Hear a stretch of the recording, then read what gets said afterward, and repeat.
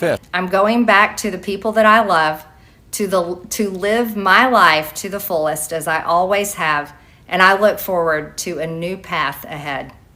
I'll be resigning from office with my last day being January 5th, 2026. And I look forward to seeing many of you again sometime in the future. Here to discuss is one of Greene's biggest adversaries in Congress, Democratic Representative Jasmine Crockett of Texas. Congresswoman, thanks so much for joining us. I want to start with the shocking announcement from Congresswoman Greene. What went through your mind when you first heard she was going to resign on January 5th?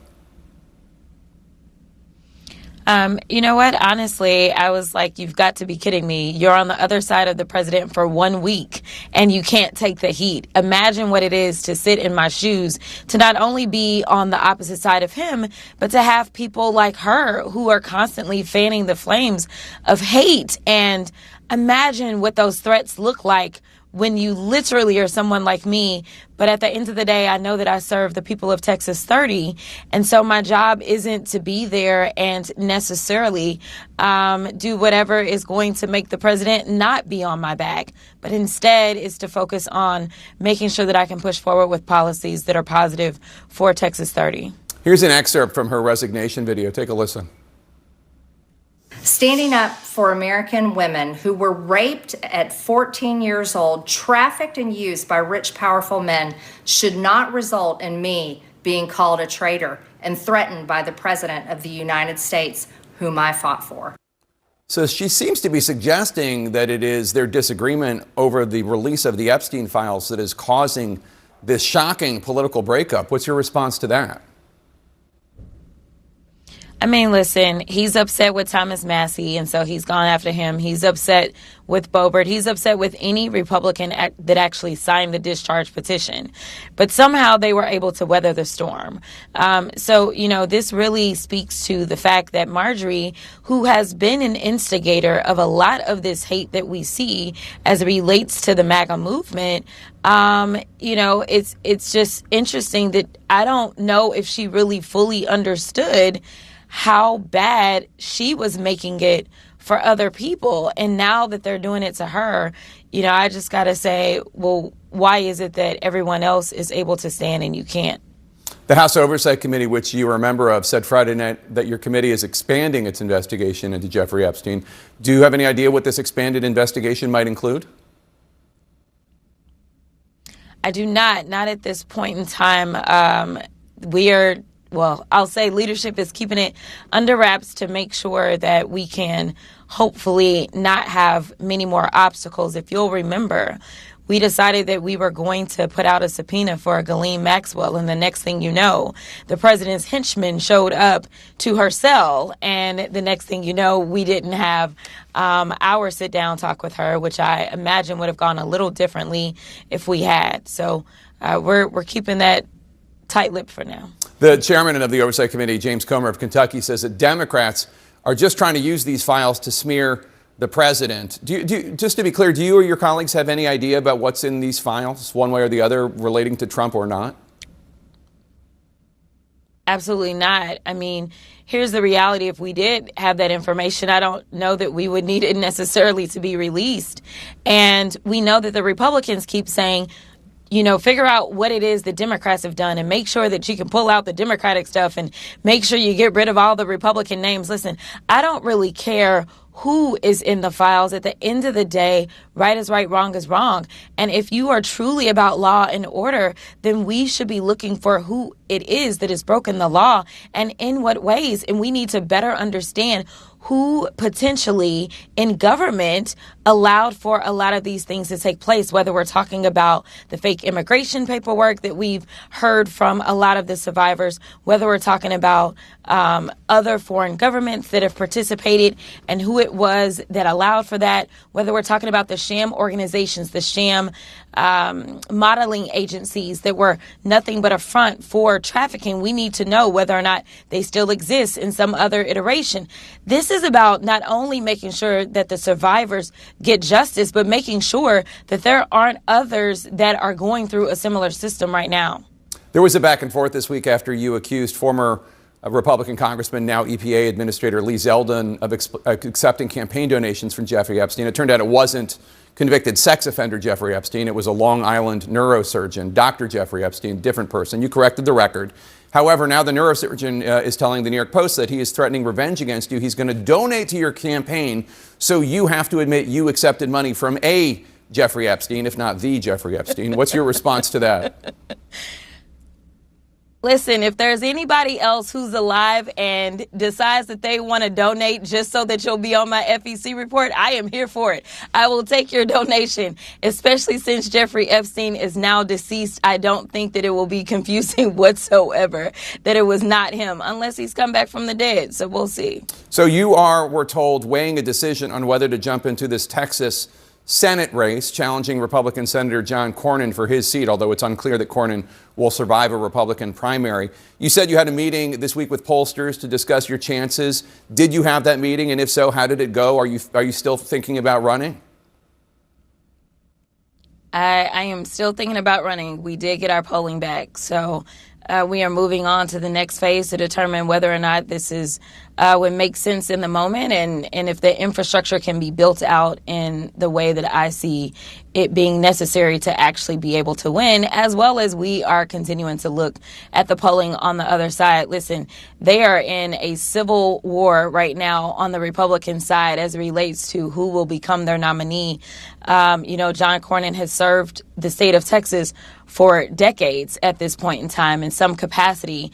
And right now, I don't know if he's MAGA enough to make it through his primary, but we are evaluating all things and seeing what it would look like to put together a team. And we will make a final decision by Thanksgiving on whether or not we're going to ultimately move forward. What did the polling information that you got back show? I mean, is it a calculation of whether or not you're going to be facing Cornyn, who might have more appeal to moderates in your state, centrists in your state, as opposed to a more MAGA candidate who potentially defeats Cornyn in the primary that you might, or any Democrat might, have a better chance against?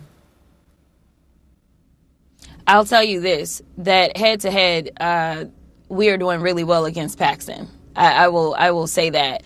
I will also tell you that we are actually within the margin of error as it relates to John Cornyn.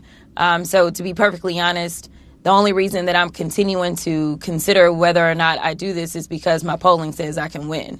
That is the bottom line. But at the end of the day, a poll is a poll. And so you need to actually be able to execute on that. So whether it's Cornyn or whether it's Paxton, we feel confident that we can get this done.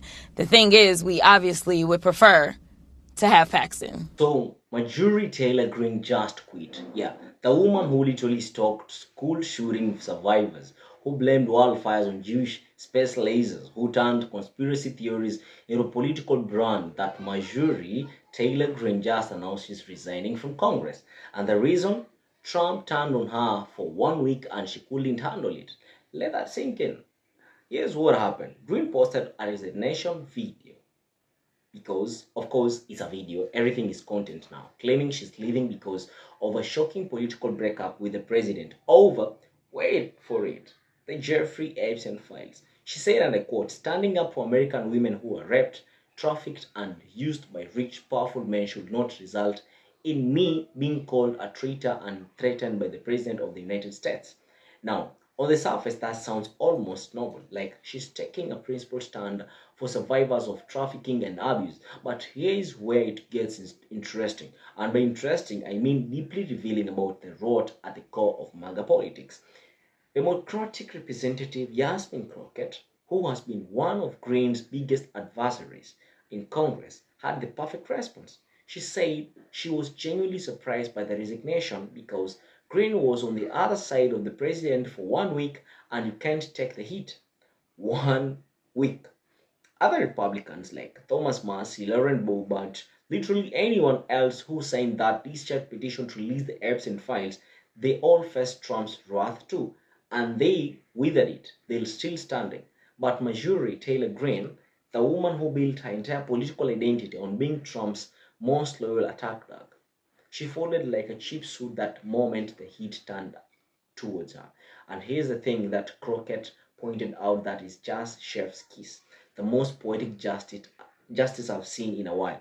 Marjorie Taylor Greene has been an instigator. She has spent years talking hate, spreading conspiracy theories, harassing her colleagues, creating a toxic environment where cruelty is the currency and loyalty to Trump is the only value that matters. She helped build this monster.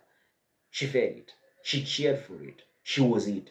And now the same monster turned around and took a bite out of her, and suddenly she can't handle it anymore. Crockett basically said maybe Green never really understood how bad she was making it for other people. Maybe when you spend years throwing grenades, you forget what it feels like when one lands on you. This is the MAGA movement in a nutshell.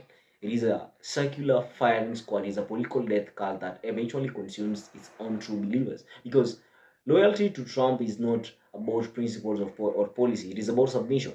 And the second you step out of the line, even for the right reasons, you become the enemy. Green thought she was special. She thought her years of service to MAGA, to the MAGA brand, her willingness to say the unsayable, to be the lightning rod for hate, she thought that bought her protection. It didn't. Now let us talk about the Epstein files because this is the thing. This is where the things get really interesting. The House Oversight Committee is expanding its investigation into Jeffrey Epstein, and there is a discharge petition to release files related to his trafficking network. These should be straightforward, right? Epstein was a monster. He trafficked girls.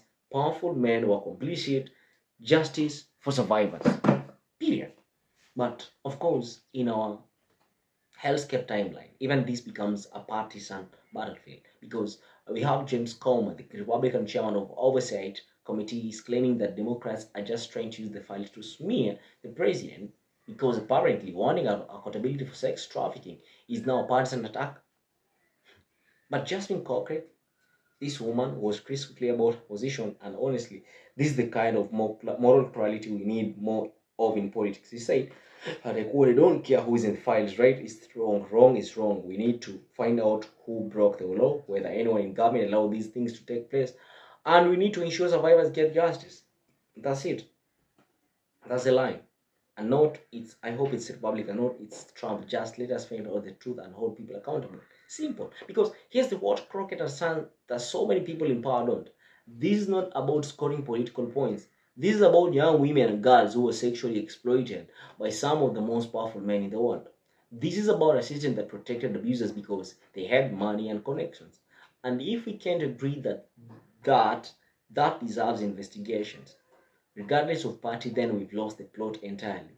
But here's where the story takes a fascinating turn. Jasmine Crockett is seriously considering a run for Texas Senate seat, and according to her, the polling looks good. She's within the margin of error against John Cornyn, the long-time Republican incumbent. And if the Republicans nominate someone more extreme, like former Texas Attorney General Ken Paxton, her chances get even better. Think about that for a second. Texas, a state that hasn't elected a Democrat for the Senate since 1988, and suddenly because of the MAGA civil war, because of the extremism and the chaos and the infighting, a Democrat has a real shot. Crockett's team is doing the math right now. They are building infrastructure, they are putting together a team, and by Thanksgiving, she'll make her final decision. But here's what's so strategic about this. She's not rushing in. She's waiting to see who the Republicans nominate. Because if they nominate Cornyn, a relatively moderate conservative who's been in the Senate for decades, that's a tougher fight. But if they nominate Paxton, a far-breathing MAGA loyalist who's been under FBI investigation, that's a different game entirely. And this is what smart politics looks like. You don't just run because you can. You run because you've done the research. You've seen the path to victory, and you're ready to execute. So, what are we watching here, guys? We are watching the MAGA movement eat itself. We are watching what happens when you build political identity around cruelty, loyalty to one man, and the endless pursuit of outrage. Eventually, the center cannot hold. Eventually, you run out of enemies on the other side, on the outside, and you start turning on each other. Marjorie Taylor Greene thought she was untouchable. She thought she could weaponize hate forever as long as she aimed it in the right direction. But she forgot the most important rule of authoritarian movements. Nobody is safe, not even the true believers. And on the other side, we are seeing what happens when someone like Jasmine Crockett refuses to play the partisan game. When she says, I don't care who's in the Epstein files, if they broke the law, they should be held accountable. That's not weakness. That's strength. That's moral clarity in a world that desperately needs it. So here's the bottom line. If you build your political career on chaos, eventually the chaos comes for you. If you spend years creating a culture of cruelty, don't be surprised when your next target. And if you think loyalty to one man is the same thing as having principles, you're going to learn a very painful lesson. Marjorie Taylor Greene is learning that lesson right now. And honestly, I don't feel bad for her, not even a little bit, but I am watching Texas because if Jasmine Crockett runs and wins, it won't just be a Senate seat flipping. It'll be a sign that people are tired of the chaos, tired of the cruelty, tired of the circus, and maybe, or just maybe, they're ready for something different. We'll see, but one thing is for sure here. The MAGA civil war is just getting started. And I, for one, am here for it. I want to see how this is going to play out right. Thank you for watching, and I hope to see you in the next one.